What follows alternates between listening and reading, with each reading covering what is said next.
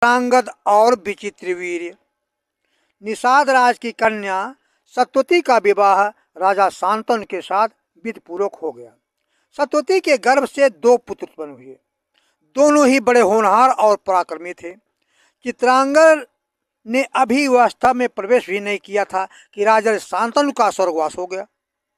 भीष्म जी ने सत्यवती की सम्मति से चित्रांगद को राजगद्दी पर बैठाया। उसने अपने पराक्रम से सभी राजाओं को पराजित किया। वह किसी भी मनुष्य को अपने समान नहीं समझता था। थोड़े ही दिन राज करने के बाद चित्रांगद एक युद्ध में मारे गए। फिर भीष्म जी ने विचित्रवीर्य को गद्दी पर बैठाया। विचित्रवीर्य बालक ही था, इसलिए सत्यवती की आज्ञा से भीष्म जी राज्य का कामकाज देखने लगे। जब भीष्म जी ने देखा कि मेरा भाई विचित्रवीर्य विवाह के योग्य हो गया है, तब उन्होंने उसके विवाह का विचार किया। उन्हीं दिनों उन्हें यह समाचार मिला कि काशी नरेश की 3 कन्याओं का स्वयंवर हो रहा है। सत्यवती की आज्ञा लेकर वे काशीपुरी गए और स्वयंवर में आए हुए सब राजाओं को जीतकर तीनों कन्याओं को रथ पर बैठाकर अपने नगर में लौट आए। बड़ी कन्या अम्बा ने भीष्म जी से कहा, मैंने मन में राजा शाल्य को वर लिया है, इसलिए आप मेरी इच्छा पूर्ण होने दीजिए। धर्मात्मा भीष्म जी ने अम्बा को आज्ञा दे दी कि वह अपनी इच्छा अनुसार विवाह कर सकती है। वह वहां से चली गई। शेष दोनों कन्याओं अंबिका और अम्बालिका का विवाह उन्होंने विधिपूर्वक विचित्रवीर्य के साथ कर दिया, इसलिए उसका शरीर बहुत ही निर्बल हो गया।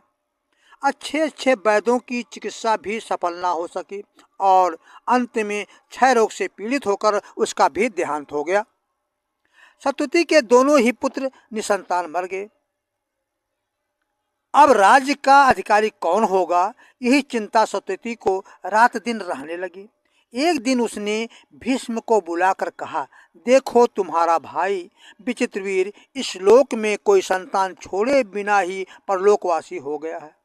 तुम्हारे पिता के वंश का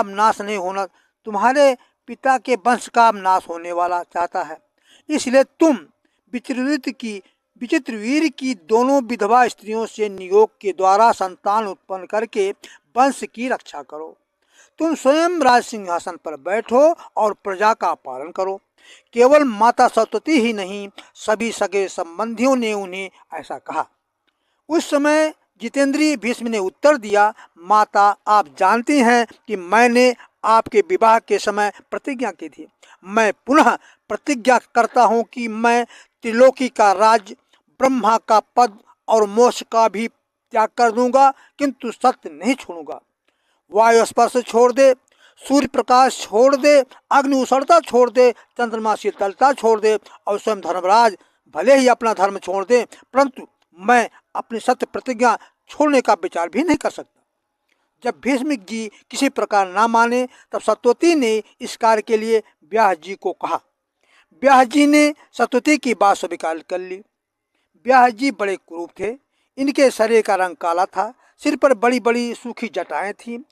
जब वे नियत समय पर बड़ी रानी के शयनगृह में गए, तब रानी ने उनको देखकर भय से आंखें बंद कर ली। जब तक व्यास जी वहां रहे उसने आंखें नहीं खोली, इसलिए उस रानी के जो पुत्र उत्पन्न हुआ वह जन्म से ही अंधा था। उसका नाम धृतराष्ट्र रखा गया। दूसरी रानी व्यास जी को देखकर भय से पीली हो गई। इससे उससे जो पुत्र उत्पन्न हुआ वह पीले रंग का था। उसका नाम पांडु रखा गया। अब सत्यवती ने सोचा कि दोनों रानियों के पुत्र राज्य होने के योग्य नहीं है। यह विचार कर उसने बड़ी रानी को व्यास जी के द्वारा फिर पुत्र उत्पन्न करने को कहा। रानी ने स्वीकार तो कर लिया, किंतु भय के कारण उसका साहस ना हुआ कि वह व्यास जी के पास जा सके।